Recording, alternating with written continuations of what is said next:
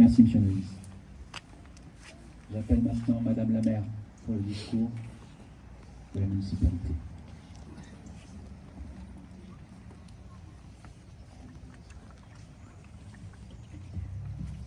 Merci Grégory.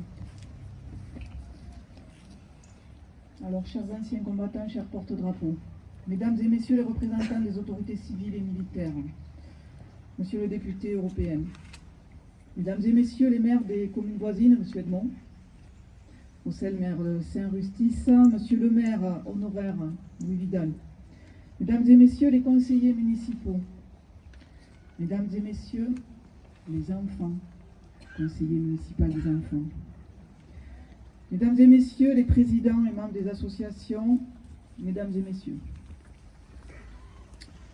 Nous sommes le 11 novembre 2025. Et devant ce monument aux morts, nous sommes réunis pour qu'ensemble nous nous rappelions.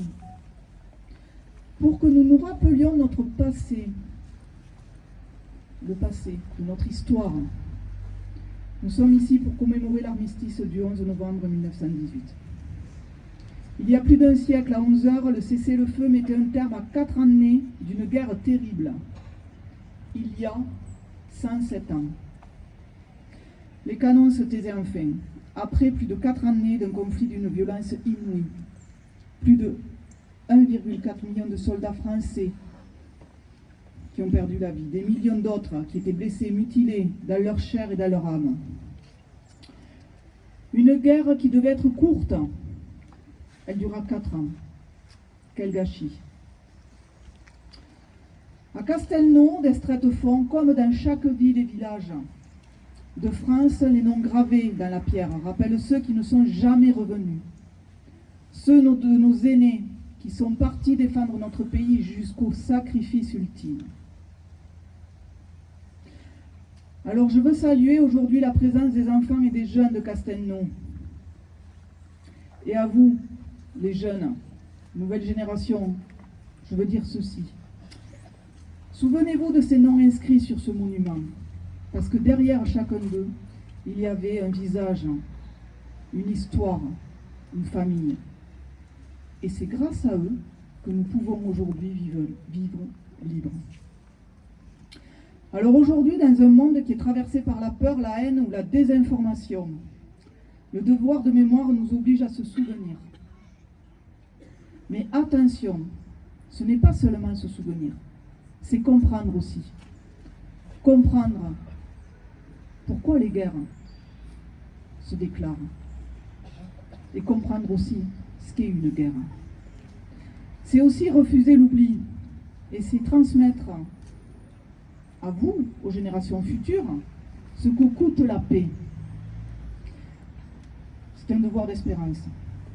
Et c'est aussi dans notre quotidien défendre les valeurs qui nous portent et qui nous ont portés jusqu'à aujourd'hui. Le courage, la solidarité, la fraternité et la liberté. Alors, les générations futures, et j'insiste là-dessus, c'est à vous que revient aussi cette mission, de porter cette mémoire. Non pas comme un simple souvenir, mais comme une leçon vivante, puisque vous êtes les gardiens de cette mémoire. Face au contexte géopolitique et aux tensions actuelles, cette journée du 11 novembre n'est pas seulement un regard vers le passé, mais elle est aussi un appel au présent et à l'avenir. Un appel à la paix, à la solidarité entre les peuples, à la vigilance face à la haine et à la division. Et en ce jour de recueillement national, unissons toutes nos pensées pour tous ceux qui ont combattu. Honorons tous les soldats de France d'hier et d'aujourd'hui qui ont servi et servent encore sous nos couleurs, parfois loin de chez eux, pour défendre la paix, la liberté et les valeurs qui fondent notre République. Mais nous rendons aussi hommage à tous les morts pour la France, qu'ils soient soldats ou civils. Et nous réaffirmons notre attachement profond aux valeurs de liberté, d'égalité et de fraternité. Vive la République et vive la France.